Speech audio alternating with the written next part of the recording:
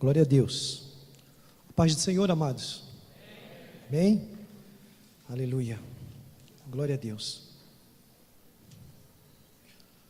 Feche seus olhos agora neste momento. Vamos pedir ao Senhor, fala conosco nesta noite, Pai. Pai, em nome de Jesus estamos aqui, Senhor, porque cremos verdadeiramente que a Tua palavra, Senhor, ela é poderosa, ela é eficaz e ela é penetrante. Senhor, fala conosco nesta noite e que os nossos corações, Pai, possam estar preparados para receber a Tua doce e santa e penetrante e pura palavra de Deus. E que estejamos, Pai, totalmente quebrantados para recebê-la, Deus, e praticá-la no outro dia, Deus. Senhor, usa-nos, Senhor, em nome de Jesus. Amém, amados? Glória a Deus. É maravilhoso quando a gente busca o Senhor. É maravilhoso quando nós cantamos ao Senhor, porque nós vamos começando a se comprometer com a palavra do Senhor. Quando nós começamos a cantar aquela música, então eu direi, abre-se o mar, eu digo, Senhor, eu preciso de muita fé para abrir o mar. Muita fé. Porque abrir o mar, amados, com a palavra, a fé tem que estar, meu Deus, totalmente dependendo de Deus, totalmente na dependência do Senhor. Eu comecei a me imaginar em cabeçudas, ali na prainha, naquela pedra ali, dizendo, mar abre, e a mar não abria. É o poder da palavra, é o sobrenatural de Deus. Então, amados, quando a gente começa a cantar, é um compromisso. Aquilo que eu cantei, eu vou ter que viver. Quando eu começo a manifestar, o correr, teve um cântico aqui que começou a dizer, então, eu corro na presença de Deus, eu pulo, eu grito. Eu comecei a me imaginar nos tempos que eu não conhecia o Senhor, eu jogava futebol, gente, eu dava tudo o que eu tinha para fazer um gol. Eu corria, eu caía no chão, eu dava tudo, a minha alma, a minha vontade, o meu grito, o comando do meu corpo. Eu não tinha medo de me machucar, porque o alvo era fazer um gol, era chutar aquela bexiga redonda dentro aquelas 4 travessões, aqueles 3 travessões ali. Então era esse o desejo. E aí, amados, eu me converti. Será que eu tenho aquele desejo? Será que eu tenho aquela vontade ainda de correr, de pular, de falar, de gritar na presença do Senhor? Muitas vezes, no mundo, a gente faz coisas impossíveis. E quando se converte, se cansa. O inimigo começa a colocar cansaço, fadiga. E nós não podemos ser assim. A palavra de Deus é algo tremendo, porque quanto mais eu falo, quanto mais eu busco, quanto mais eu me alimento, mais desejo eu tenho pela palavra de Deus. Amém? Quem tem esse desejo? Glória a Deus. Então, meus amados, quando eu recebi o convite de estar aqui ministrando a palavra de Deus, eu digo, Senhor, quem Tu queres? Senhor. Então, há vários dias, o Senhor tem me dado algo no meu coração muito forte, porque eu tenho olhado para a mídia, para o ser humano, visto que o dia a dia do ser humano está sendo um dia consumista, materialista e ativista, trezista. E começo a ver, amados, a mídia rebatendo através de comprar, de vender, de adquirir, olhando um futebol, a Copa do Mundo aí, quantos ficaram em casa por causa do jogo da Copa do Mundo? Então tudo isso aí, amados, ele pode estar me trazendo ou trazendo a nós algo que possa tirar o Senhor do trono do nosso coração. Então uma pergunta, o tema desta palavra que Deus vem trazendo ao meu coração é: que posição Deus está na sua vida? Qual é a posição Deus Ele está tomando? Ele está sentado no trono do teu coração, ou Ele está fora do trono e o seu ego tomou o trono? Em que posição? Ali está o Senhor. Então esta palavra, ela me trouxe algo muito forte, que quando lá em Mateus, vamos abrir lá em Mateus, no livro de Mateus, no Evangelho de Mateus, no capítulo 6,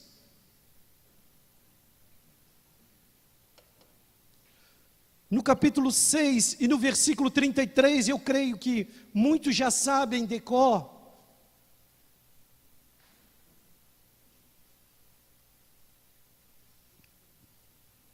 Que diz assim, Mateus capítulo 6, versículo 33 diz, todos acharam? Amém? Glória a Deus. Mas buscai primeiro o reino de Deus e a sua justiça, e todas estas coisas vos serão acrescentadas. Amém? Vamos ler novamente? Mas buscai primeiro o reino de Deus e a sua justiça, e todas estas coisas vos serão acrescentadas. Amados, quem vale mais do que um passarinho aqui? Levanta a mão. Glória a Deus. Quem vale mais do que aquele lírio, o lírio dos campos? Amém. Glória a Deus. Então, se você vale mais do que o lírio, do que os passarinhos, Deus está falando com você o seguinte: busque primeiro o reino de Deus. As tuas necessidades, Ele vai suprir. Que é a comida, a bebida e os vestimentos. Ele vai suprir a sua necessidade. Quando nós buscamos primeiramente o reino de Deus, as coisas do alto, que nós não vimos, mas são eternas. As coisas que nós vimos são temporais, são momentâneas, mas a traça corrói. Mas a palavra de Deus aqui, Jesus Cristo estava dizendo, Ele não estava dizendo que é errado o cristão tomar providências de suprir as suas necessidades futuras. Ele não estava dizendo isso, das suas necessidades materiais. Não, Jesus não estava falando isso. Jesus aqui estava realmente reprovando aqui a ansiedade e a preocupação angustiante das pessoas, e revelando a falta de fé e de cuidado no amor da paternidade de Deus. Muitas vezes nós não confiamos que Deus vai fazer. E aqui o Jesus Cristo estava dizendo isso. Ele estava falando aqui, ele estava reprovando a ansiedade, a preocupação angustiante das pessoas. E aqui estava automaticamente revelando a falta de fé, porque quando uma pessoa, quando o ser humano, ele tem essa ansiedade, essa preocupação exagerada, é porque falta fé, é porque falta confiança em Deus. Nós temos que saber que há uma diferença entre confiar e acreditar. Acreditar eu tenho fé, eu acredito que essa planta é verde. Eu estou vendo, eu acredito que essa planta, ela tem uma cor verde. Então eu acredito porque eu estou vendo. Agora, confiar é algo que eu não vejo, mas eu entrego a minha vida na mão dessa pessoa que eu creio que ela pode todas as coisas, que ela tem poder para curar, libertar, transformar, fazer tudo e suprir as minhas necessidades. Eu não vejo Deus, porque Ele é espiritual. Quem vê Deus aqui? Mas eu creio, pelos olhos da fé, que Ele está aqui no nosso meio. Porque sem fé é impossível agradar a Deus. Portanto, nós necessitamos nos aproximar dEle e crer que Ele, Deus, pode suprir as nossas necessidades, que Ele é o galardoador daqueles que o buscam. É Deus. Então, meus amados, essa ansiedade lá em 1 Pedro, no capítulo 5, diz assim, no versículo 7, vocês não precisam abrir: lançando sobre Ele toda a vossa ansiedade, porque Ele tem cuidado de vós. Diga para o seu irmão: vamos lançar nossa ansiedade nas mãos do Senhor?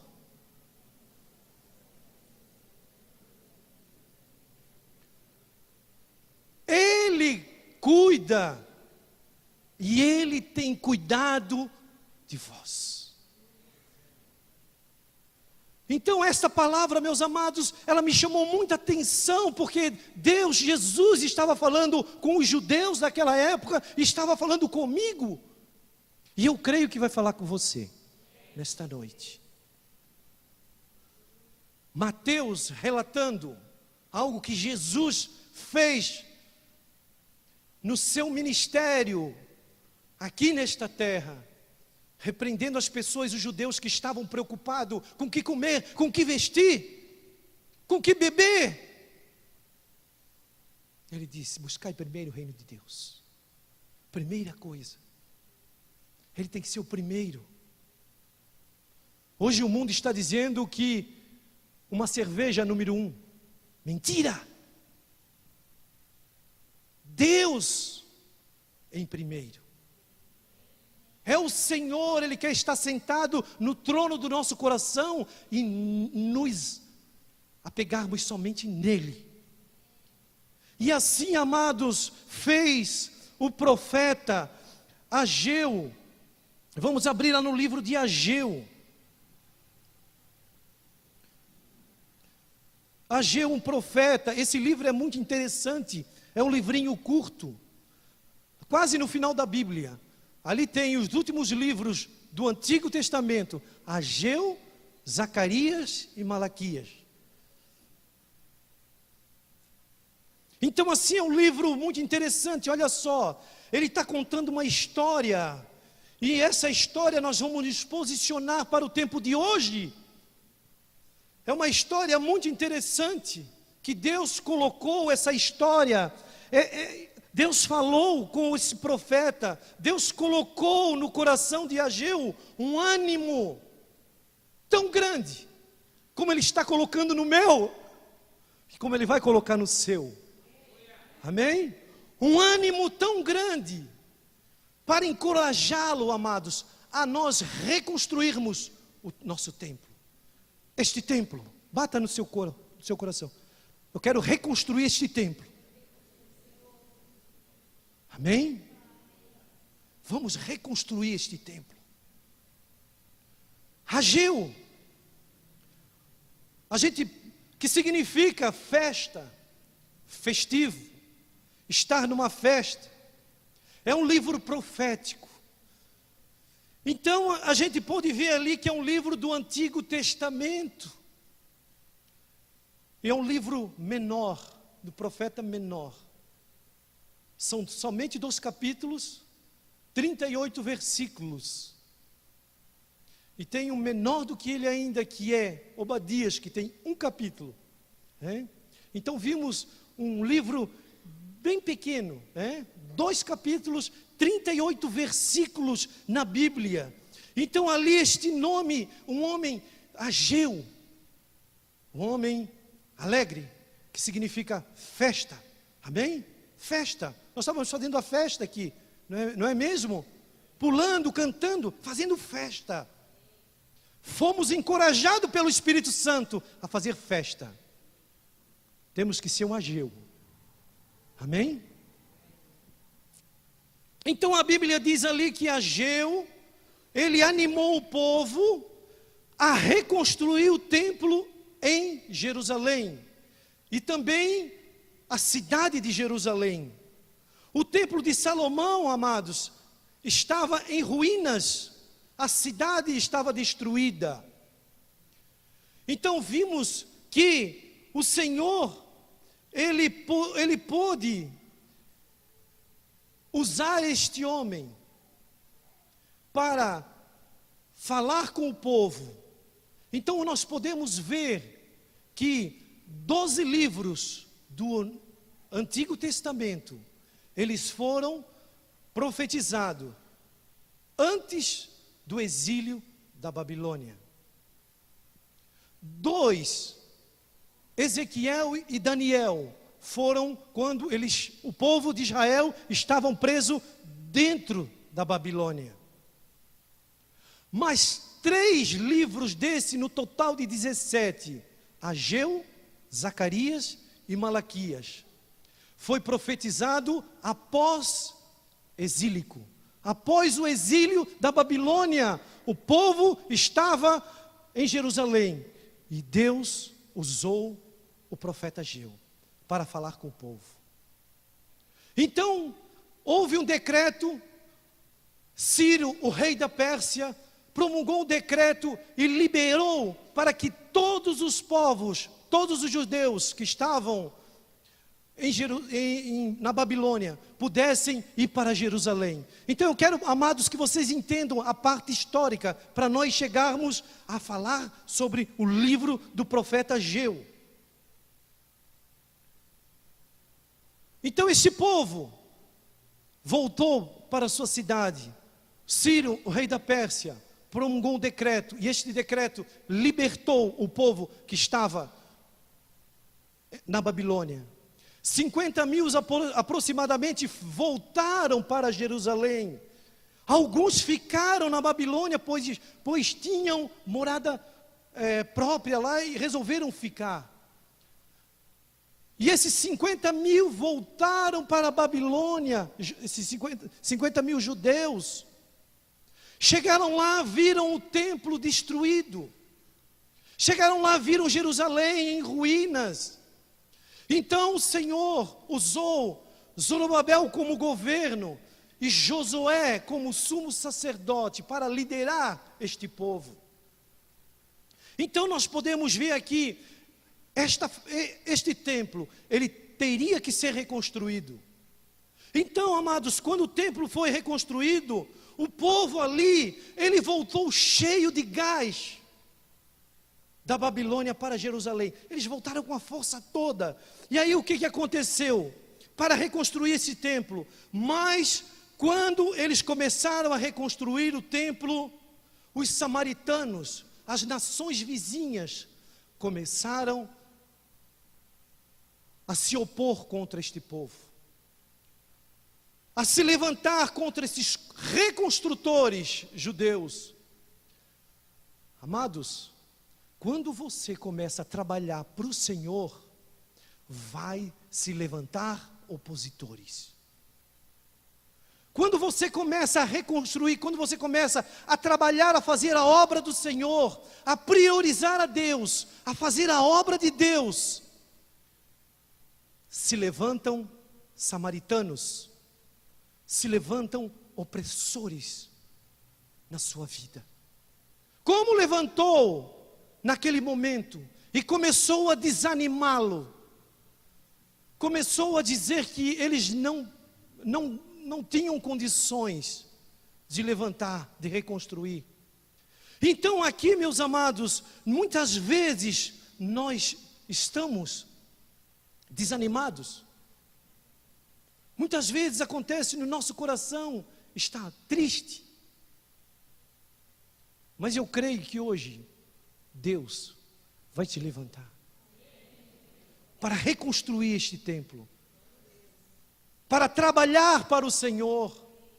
Deus usou este profeta para encorajar e trabalhar o povo. Trabalho e coragem. Este foi o intuito de Deus levantar o profeta Ageu. Então, meus amados, ali saiu um animador. E eu creio que você vai ser um animador. Amém? Diga para o irmão do seu lado: você é um Ageu. Você vai ser um Ageu. Diga para o seu irmão: seja um animador. Faça obra. Seja um animador. Faça a obra do Senhor. Seja um animador, amados. Então ali a gente pode ver que neste livro nós podemos aprender coisas úteis para a nossa vida. Então vamos ver ali coisas úteis para o nosso dia a dia neste livro. Primeiro ali, a gente pode ver ali, Deus e a sua obra devem ter prioridades em nossa vida. Amém? Primeira lição que nós vamos aprender agora, nesse livro, que Deus e a sua obra, eles têm que ser prioridade na nossa vida. Amém? Vamos ver lá o capítulo 1 do versos 2. Diz assim, no livro de Ageu, amém? Todos acharam? Glória a Deus. Quem não achou, diga misericórdia. Glória a Deus, todos acharam, amém?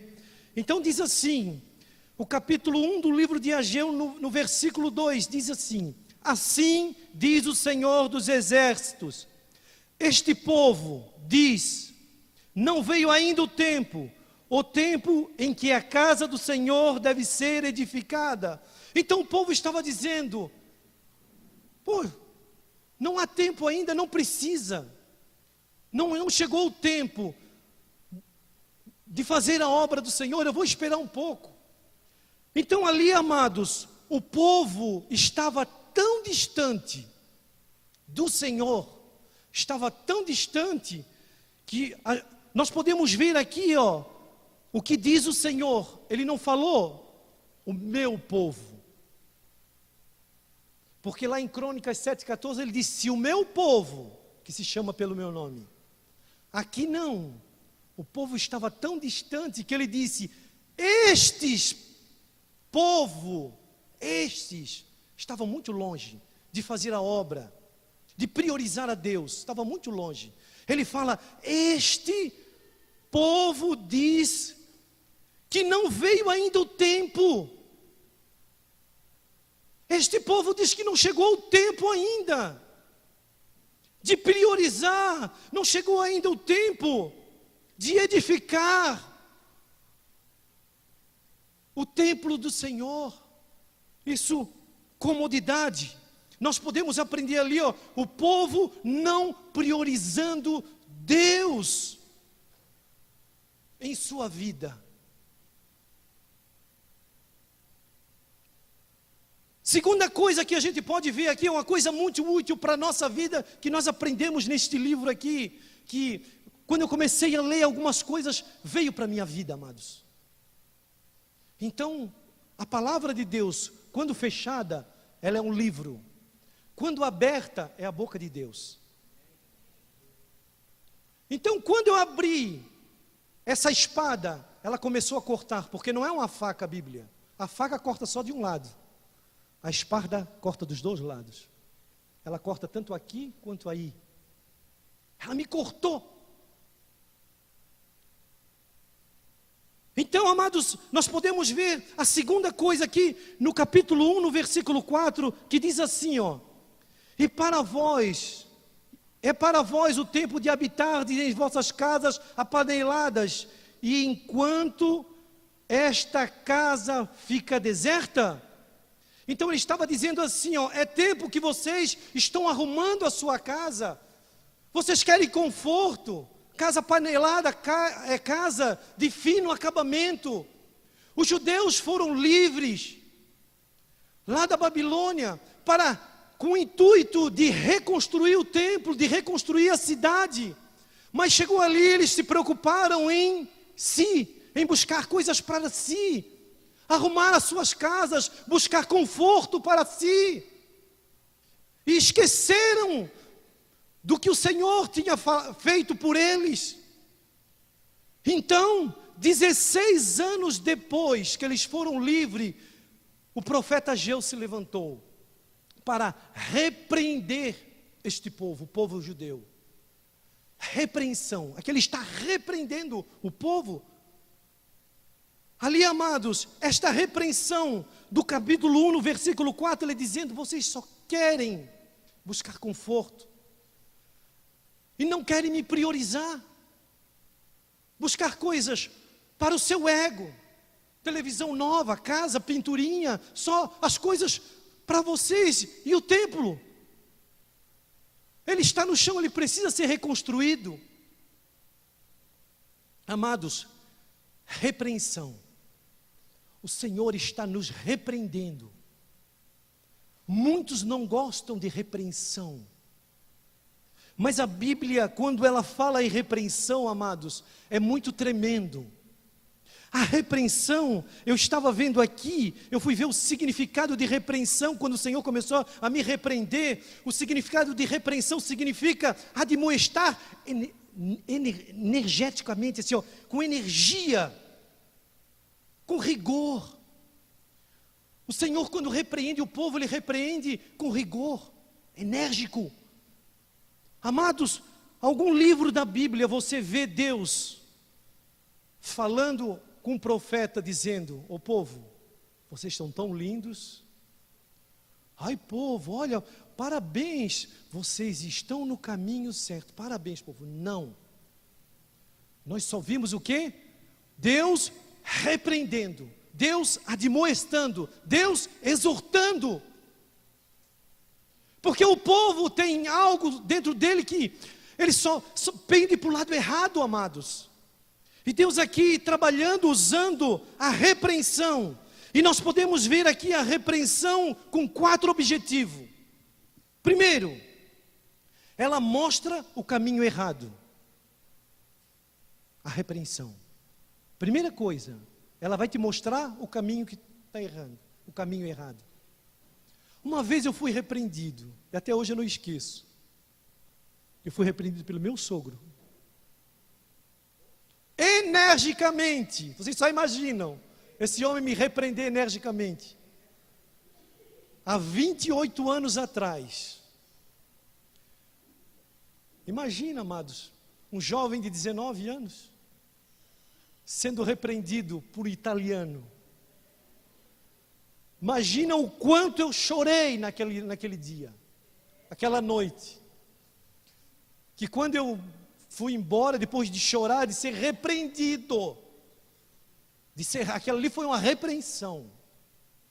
Ficou a Eliane de um lado e a Dona Lácia do outro me segurando, para mim não cair. Lavei um carpê marrom, ficou marcado, amados. Sabe por quê? Muitas vezes a gente só marca a bonança, só coisas boas, mas a repreensão tu não marca, porque ninguém quer ser repreendido. E aquilo ali me marcou, sabe por quê? Eu aprendi, eu glorifico a Deus pela vida do Senhor Ernesto. Eu glorifico porque eu fui repreendido. Energicamente, ele, puxa, eu estava errado, ele me apontou, ó. Menino, tu estás no caminho errado, ó. O caminho certo é esse. Deus usou este homem para me repreender. Primeiro objetivo da repreensão, ela te demonstra o caminho errado. O segundo objetivo da repreensão, ela promove e aponta para o caminho certo. Eu fui repreendido, ele disse, olha, este caminho está errado, chega mais cedo. Eu chegava 9 horas de domingo, amados. Totalmente errado para namorar com a minha esposa. Ele me repreendeu, ó, está errado. E aí o que aconteceu? Ele promoveu e apontou, ó, o caminho certo é este. Se queres, queres, se não queres, diz. Glória a Deus. Mas foi tremendo porque eu não esqueci, foi uma bênção na minha vida. Eu falo com prazer, eu falo com amor, amados. Isso aí me ajudou tanto, vocês não sabem o quanto me ajudou. É muito maravilhoso. Então é assim, ó, quando ele promoveu e apontou por o caminho certo. A repreensão faz isso, Deus faz isso conosco. Ele nos repreende, tá? Ele mostra o caminho errado e promove e aponta para o caminho certo. Terceiro objetivo de uma repreensão é uma demonstração de amor. Porque quando é repreendido, é uma demonstração de amor. Seu Ernesto, eu te amo, no amor de Jesus.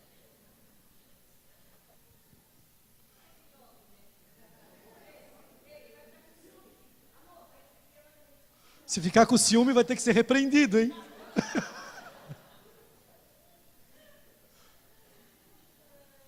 É algo maravilhoso, amados. A repreensão é maravilhoso. Quarto objetivo, quarto ponto de um objetivo da repreensão. O que é que ela nos faz? Ela, além de demonstrar o caminho errado, ela promove e aponta o caminho certo. É uma demonstração de amor. Quarto ponto. Aos que acatam a repreensão, ela dá bons frutos. Olha os bons frutos, meus filhos, está aí, ó. Através da repreensão. Porque eu acatei aquilo ali, não é algo para a minha vida, eu poderia sumir, desaparecer e nunca mais aparecer lá. Mas não, eu acatei aquilo ali para mim, não, foi por amor, é demonstração de amor, eu vou melhorar.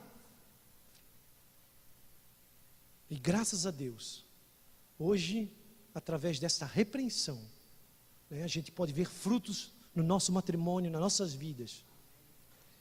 Amém? Esse é o quarto ponto. Então vamos ver sobre repreensão. Deus usou Ageu para repreender o povo de Israel, aqueles judeus. Então vamos ver na Bíblia, não precisa abrir, amados, eu quero ler bem rápido. Em Provérbios, no capítulo 1, no versículo 23, diz: se acatarem a minha repreensão, eu lhes darei um espírito de sabedoria e vos revelarei os meus pensamentos. Senhor, eu quero ser repreendido, Senhor. Porque o Senhor revela os pensamentos dEle quando nós acatamos a repreensão. Amém? Quem quer ser repreendido aqui? Glória a Deus. Então vocês estão entendendo a mensagem, amados. Provérbios no capítulo 3, do versículo 11 e 12 diz, o Senhor falando: meu filho, não despreze a disciplina do Senhor, nem se magoe com a sua repreensão, pois o Senhor disciplina quem ama, como o pai faz com o filho a quem deseja o bem. Se tu aceitas, é porque o Senhor te ama. Ele te ama. Provérbios 13, 1 diz: o filho sábio acolhe a instrução do pai, mas o zombador não ouve a repreensão. O zombador não ouve, não quer saber. Zombador, carnal. Provérbios 13, 18: quem despreza a disciplina cai na pobreza e na vergonha, mas quem acolhe a repreensão recebe tratamento honroso.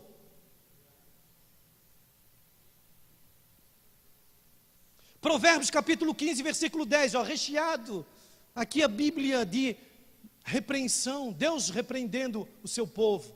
Provérbios 15, 10 diz: há uma severa lição para quem abandona o seu caminho, quem despreza a repreensão morrerá. Amém? Provérbios capítulo 15, versículo 31 e 32 diz: quem ouve a repreensão construtiva terá um lugar permanente entre os sábios.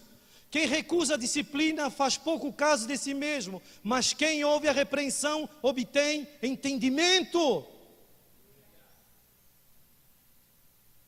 Quem quer ter entendimento aqui? Ouve a repreensão do Senhor.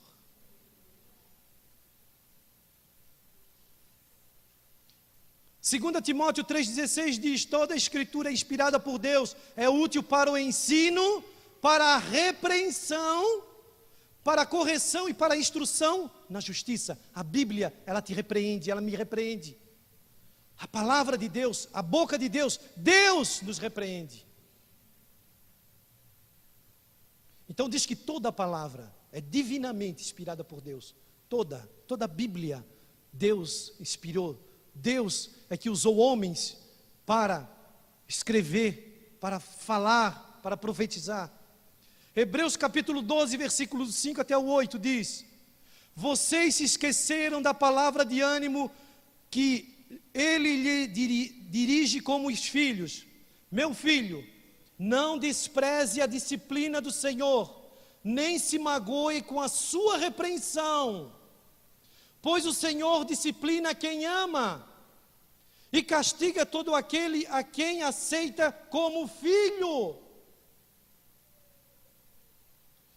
Suporte as dificuldades, recebendo-as como disciplina. Deus os trata como filhos, pois qual o filho que não é disciplinado pelo seu pai? Se vocês não são disciplinados, e a disciplina é para todos os filhos, então vocês não são filhos legítimos, mas sim ilegítimos. Se não aceita a repreensão, é filho bastardo, não é filho legítimo. A Bíblia é recheada de palavras sobre repreensão. Por isso, amados, Deus está falando conosco. Amém? Então é por isso que nós hoje estamos aqui recebendo esta palavra de Deus, a mensagem de Deus e acatando a repreensão de Deus sobre as nossas vidas, assim como aconteceu nesta mensagem que Deus usou Ageu para repreender o povo. O povo estava fazendo algo totalmente fora dos preceitos, da vontade de Deus. Então vimos ali Deus trabalhando, Deus usando este homem para dar ânimo. Então vimos ali, este livro também nós aprendemos algumas coisas úteis nesta repreensão que Deus estava fazendo a este povo. Primeira coisa, o povo, ele priorizava mais a sua vida do que a obra e a vida de Deus. Priorizava o seu ego mais do que as coisas de Deus. Então nós podemos ver aqui a segunda coisa que Deus está repreendendo aqui o povo neste livro. Segundo ponto, nunca devemos aprender a vida material, ou seja, aprender a se prender na vida material ao ponto de prejudicar a obra de Deus, ou a obra de Deus ficar prejudicada. Segundo ponto aqui a gente pode ver, no versículo 4, a obra do Senhor estava sendo prejudicada, porque eles estavam se prendendo na sua vida material, nas coisas materiais deste mundo. E o Senhor começou a dizer: vós que habitais em casas de fino acabamento, e como é que vai ficar o meu templo, a minha casa, aonde o povo tem que me adorar? Deus estava dizendo. Vocês estão preocupados com vocês, preocupados com o bem-estar. E o Senhor repreendendo aquele povo, está nos repreendendo nesta noite. O segundo ponto que Deus está falando conosco é que muitas vezes os bens materiais nos prendem. As coisas deste mundo nos prendem, a ponto de prejudicar a obra de Deus na nossa vida. Amém? O terceiro ponto que eu queria colocar aqui, neste livro de Ageu. Quando a obra de Deus não é priorizada, nós sofremos coisas drásticas. Quando a obra de Deus, quando Deus não é o primeiro, não está em primeiro lugar na nossa vida, não dependemos do Senhor, a nossa vida, nós sofremos coisas drásticas na nossa vida. Vamos ver ali no capítulo 1, no versículo 6, olha só o que acontece quando nós não priorizamos Deus, a obra de Deus. Ele começa a dizer ali, semeais muito e recolheis pouco, comeis, mas não vos saciais, vesti-vos, mas ninguém se aquece, e o que recebe salário, recebe-o para pô-lo em um saco furado. Quem não prioriza a obra do Senhor, olha só o que acontece, amados, sofre coisas drásticas, problemas sérios. E que Deus aqui estava falando, olha, o que acontece, semeia muito, trabalha, mas colhe pouco. Ganha um salário, mas em sacola furada, dinheiro vai assim. Deus estava falando para aquele povo, exortando, repreendendo aquele povo. Vocês buscam algo para vocês? É o que está acontecendo. Vocês semeiam muito e colhem pouco, porque vocês estão priorizando a obra de vocês. Algo para vocês. Construindo casas, bem-estar, televisão de LCD, geladeira nova, ar-condicionado, com digital, coisas para vocês, finos, acabamento. Eu não estou dizendo que nós não podemos ter, temos que ter, amém, amados. Mas só que Deus, Ele quer ser prioridade, Ele tem que ser prioridade, a obra de Deus tem que ser prioridade. Jesus Cristo entendeu isto, e Ele falou para 2 seguidores, chegam lá diante dele 2 seguidores e disse, Senhor, eu quero te seguir. Aí o Senhor olhou para ele, vocês querem me seguir? Tem certeza? Sim, Senhor, eu quero te seguir. Aí o Senhor olhou para ele e disse, olha, a raposa tem o seu covis, os passarinhos têm seu ninho, mas eu, Jesus falando para eles, não tenho nem onde reclinar a minha cabeça. Vocês querem me seguir? Ah, Senhor, então eu vou lá, Senhor, primeiro enterrar a minha família, ou alguém da minha família que morreu. Oh, querido, deixa que os mortos enterrem os mortos. Pessoa arrumando pretextos, porque o Senhor disse, olha, eu não tenho nem onde reclinar minha cabeça agora. Mas se vocês priorizar o reino de Deus, há algo futuro esperando. Deus está preparando algo futuro, amados. É muito mais importante. Sabe por quê? Sabe por quê que a gente tem que almejar algo futuro, algo de Deus que é eterno? É espiritual. É para sempre. Porque algo momentâneo, algo corruptível, bens materiais, quando o nosso coração parar de bater, ou quando Jesus voltar, nós não vamos levar juntos. Esses dias, eu estava ali em Itaipava, eu comecei a olhar aquelas sepulturas, e comecei a fazer uma análise. Eu digo, meu Deus, quantas pessoas aqui já morreram, estão ali enterradas. Eu não vi geladeira, eu não vi cama, eu não vi nada, eu não vi bem material nenhum, a pessoa não leva, amados. Porque uma que não tem lugar no cemitério para levar os bens materiais. Outra, caixão não tem gaveta para levar os títulos de capitalização, as poupanças que você faz. Caixão não tem gaveta, amados. Então nós temos que priorizar a obra do Senhor, as coisas do Senhor. E Ageu estava sendo usado por Deus para dizer àquele povo, vocês estão fazendo as coisas erradas, vocês estão priorizando casas de vocês, conforto de vocês, mas não. reconstrói o templo. E aí, quando nós buscamos, quando a obra do Senhor não é priorizada, o que acontece? Nós sofremos.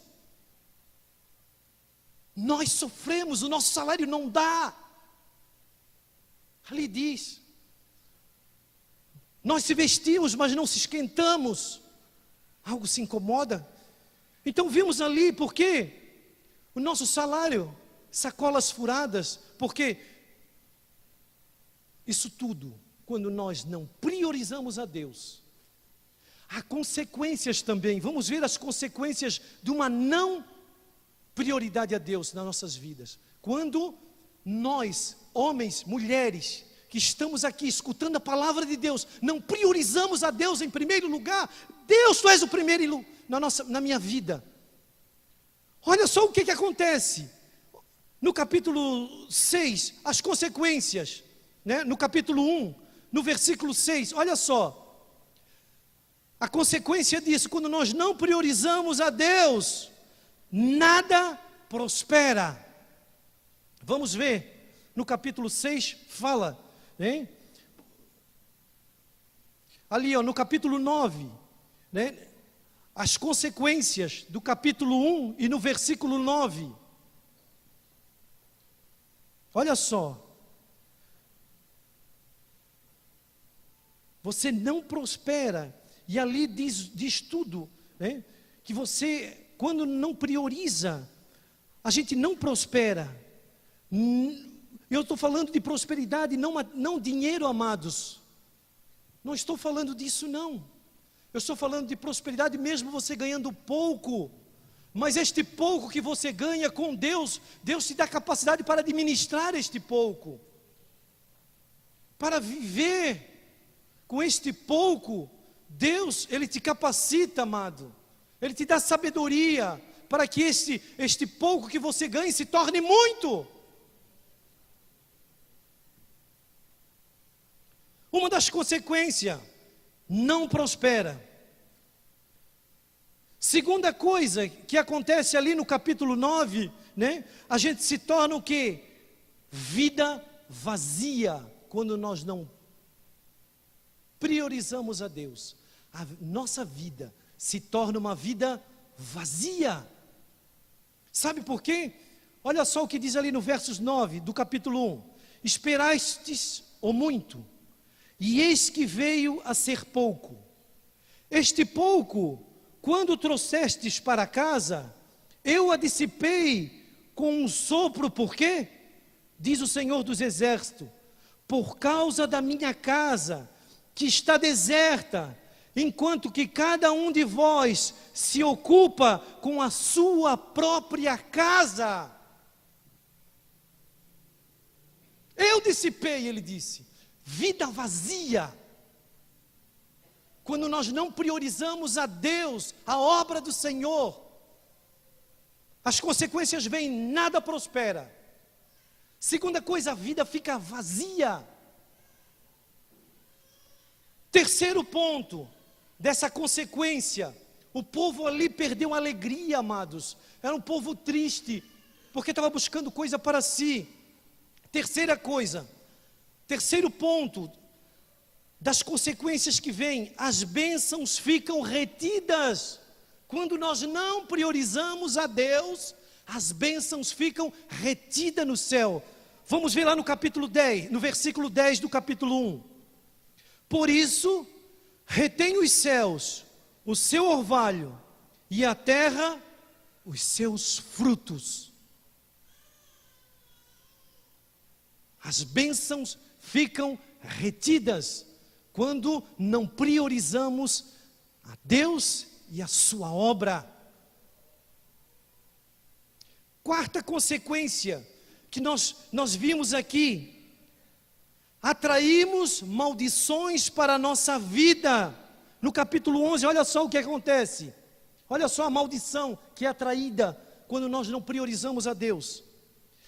Fiz vir a seca sobre a terra, e sobre os montes, e sobre o trigo, e sobre o vinho novo, sobre o azeite, e sobre o que a terra produz, como também sobre os homens, sobre os animais e sobre todo o trabalho das vossas mãos.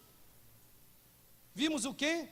Atraímos maldição quando não priorizamos a Deus e a sua obra. Amados, então nós vimos ali, quando a gente começa a deixar a obra de Deus de lado, como um homem chamado Jonas. Deus disse para Jonas ir a Nínive e pregar aquele povo.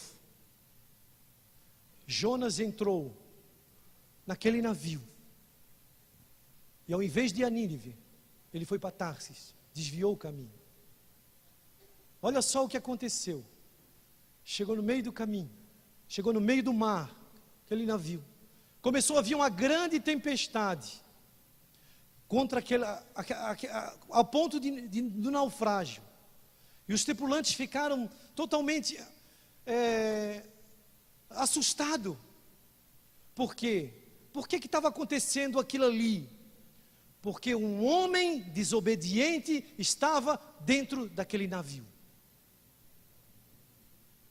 E quando tem um homem desobediente, além de atrair maldição para a vida dele, e todos aqueles que estão ao redor também sofrem. Todos que estavam no navio sofreram por causa daquele homem que Deus disse para ele seguir a um lugar e ele desviou para outro. Então vimos ali uma quarta consequência de quando nós não priorizamos a Deus e a sua obra, atraímos maldições para a nossa vida. Coloque a mão sobre o ombro do seu irmão aí e diga assim: irmão, eu quero ser abençoado. Eu quero ser abençoado. Diga ao seu irmão: eu vou priorizar a obra do Senhor.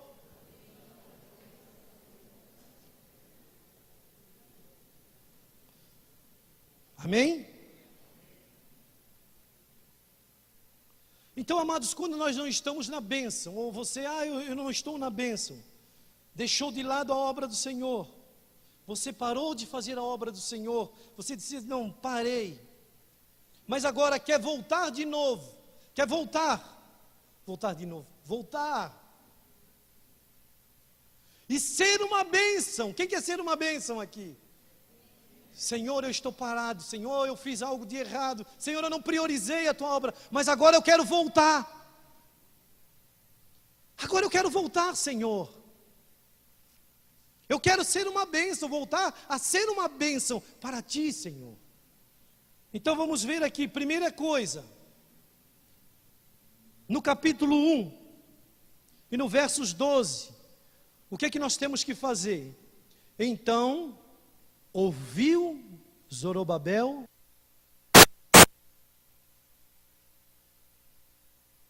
O que é isso? O inimigo se manifestando? O inimigo está aí, amados. O mundo espiritual é real, hein? Vocês pensam, muitas vezes a gente brinca com o reino espiritual. É uma realidade. Ou vocês acham que essa palavra veio até aqui? Não foi uma luta espiritual. Foi. Esta é uma realidade. O cristão desta geração tem que mudar a sua mentalidade sobre esta guerra espiritual que está travada no mundo espiritual, que o inimigo não quer que você glorifique a Deus, que você não priorize a Deus e a sua obra. Ele não quer. Então, por isso é que algo que a gente viu ali, no capítulo 1 do versos 12, diz assim, então ouviu Zorobabel, filho de Sealtiel, e Josué, filho de Josadaque, sumo sacerdote. Oi? Glória a Deus.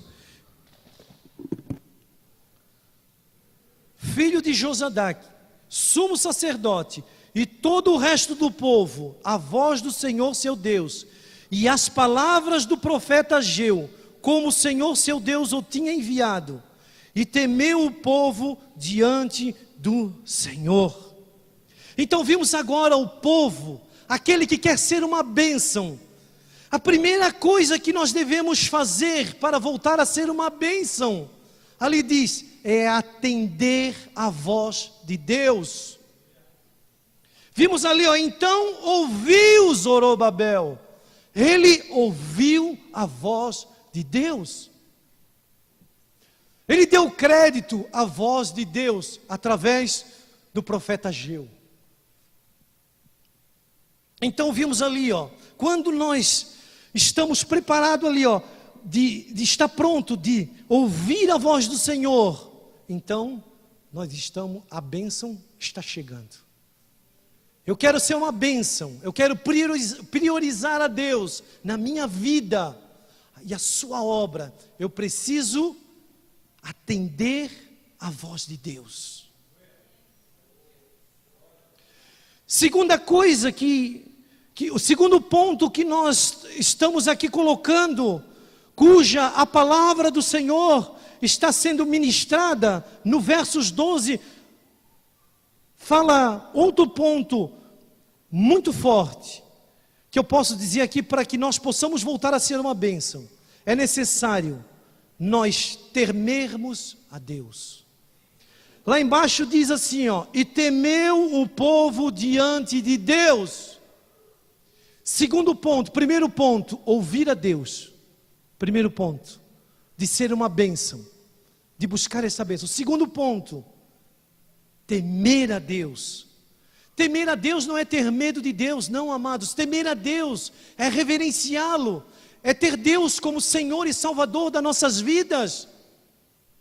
Temer a Deus não é eu pegar uma folha em branco, escrever tudo o que eu quero nessa folha e assinar embaixo e dizer, Senhor, agora faz. Não, temer a Deus é pegar uma folha em branco, assinar embaixo o seu nome e dizer a Deus, Deus, escreve tudo o que tu queres que eu faça, que eu vou fazer. Isto é temer a Deus. Isto é depender de Deus. Então, meus amados, nós precisamos tomar certas atitudes. E o terceiro ponto, nós podemos ver ali no versos 14, de modo que o Senhor suscitou o espírito de Zorobabel, filho de Sealtiel, governador de Judá, e o espírito de Josué, filho de Jeozadaque, sumo sacerdote, e o espírito do resto de todo o povo. Eles vieram e trabalharam na casa do Senhor dos exércitos, seu Deus. Terceiro ponto, para nós sermos uma bênção, voltar a ser uma bênção, é começar a trabalhar. Vimos ali, eles começaram a trabalhar. Este trabalho, amados, era um trabalho, é tomar uma atitude prática, trabalho prático de levantar o templo, de reconstruir o templo. Eles começaram a trabalhar. Eles começaram a colocar pedras sobre pedras. Então vimos ali as pedras, o trabalho. Eles começaram, o povo judeu, a trabalhar, a buscar. Então Deus começou ali um derramamento das promessas. E vamos ver no capítulo 2 aqui, quando nós começamos a trabalhar, quando nós atentamos para a sua voz, quando nós tememos a Deus. Olha só no capítulo 2 o que acontece, amados. Nós priorizamos a Deus, nós escutamos a sua voz. Ali, nós também, os servos de Deus temem a Deus e comecem a trabalhar. Olha o que Deus começa a derramar. Ele derrama as suas bênçãos e algumas promessas. Olha só, Ele derrama as suas promessas sobre o povo de Deus. Então, essa promessa tem uma condição. Toda promessa tem uma condição. Se nós obedecermos à voz de Deus, o Senhor Deus nos exalta. Assim diz a Bíblia. Toda promessa tem uma condição.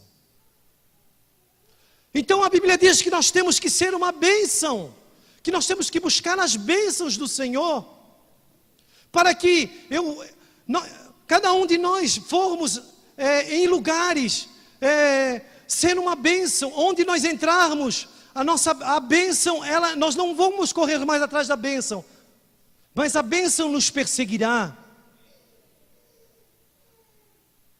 Então ali diz, a primeira promessa de Deus, a ajuda de Deus para fazer a obra, olha só o que ele diz. Fala agora, Zorobabel, filho de Saltiel, no capítulo 2, no versículo 2. Sumo sacerdote e o resto do povo, e disse-lhes: quem há entre vós dos sobreviventes que viu esta casa, a sua primeira glória? E como vedes agora, não é esta como nada em vossos olhos, comparada com aquela? Ora, esforça-te de Josué, filho de Josadaque, sumo sacerdote, e esforçai-vos todo o povo da terra, diz o Senhor, e trabalhai, porque eu sou convosco, diz o Senhor dos exércitos. Trabalhai, esforçai.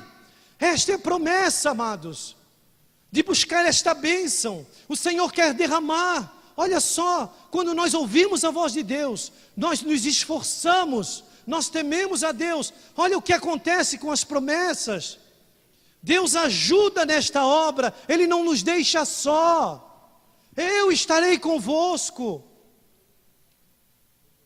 O próprio Jesus disse aos seus discípulos: eis que estarei convosco todos os dias, até a consumação do século. Quando nós ouvimos a voz de Deus, Ele trabalha para aqueles que confiam nele. E Ele faz a sua obra. A segunda promessa, a promessa de derramar a sua glória. Quando nós priorizamos a Deus, quando nós escutamos a voz de Deus, nós trabalhamos para Deus. Olha só o que Ele diz. A promessa é derramada no versos 9 do capítulo 2. No capítulo 2, versículo 9 diz: a glória desta última será maior do que a primeira, diz o Senhor dos exércitos, e neste lugar darei a paz, diz o Senhor dos exércitos.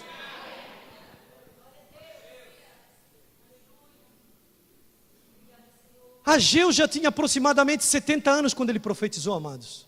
Ele viu o primeiro templo sendo destruído. Ele viu. E agora ele mesmo profetizando isto aqui, ele estava vendo o templo sendo reerguido, o segundo templo. Ele começou: meu Deus, será que vai ser igual ao do primeiro de Salomão, aquele que foi destruído? Aí o Senhor começou a falar com ele. Através dele, para o povo também começou a ficar desanimado. Ele disse: a glória da segunda casa, do segundo templo, será maior do que o primeiro. Jesus está falando conosco também, que a glória da segunda casa, a casa espiritual que somos nós, esta glória, esta casa que foi lavada pelo sangue de Jesus, é maior do que aquela que foi destruída pelo pecado. Este templo do Espírito Santo, um dia a trombeta irá soar, e aqueles que estão vivos serão arrebatados, mas aqueles que estão no túmulo, esses se levantarão primeiro. Todos os que estão em Cristo vão ser arrebatados. Por isso, a glória da segunda casa, a casa espiritual, o templo de habitação do Espírito Santo, este será maior, porque este vai ser derramado a glória de Deus. Aquele templo que estava sendo reerguido, ali aquele templo seria maior do que o primeiro de Salomão. Então, Deus começou a usar este homem, e aí o que acontece? A quarta promessa: Deus dá autoridade a quem prioriza a sua obra. Vamos ver no capítulo 2, no versículo 23, olha só o que ele diz. E naquele dia, diz o Senhor dos exércitos: eu te tomarei, ó Zorobabel, filho de Sealtiel, servo meu, diz o Senhor, e te farei como um anel de selar, porque te escolhi, diz o Senhor dos exércitos. Eu te farei uma aliança. Sabe o que significa anel de selar? É um anel que os reis usavam para selar um decreto. Significa autoridade. Você vai ter autoridade quando prioriza a obra do Senhor. Olha só, o Senhor prometeu autoridade. Quando nós estamos com o coração voltado a Deus, Deus como prioridade, tanto Deus quanto a sua obra. Amém, amados? Glória a Deus. Vamos nos levantar e vamos profetizar ao nosso irmão do lado. Aquela música, aquele canto,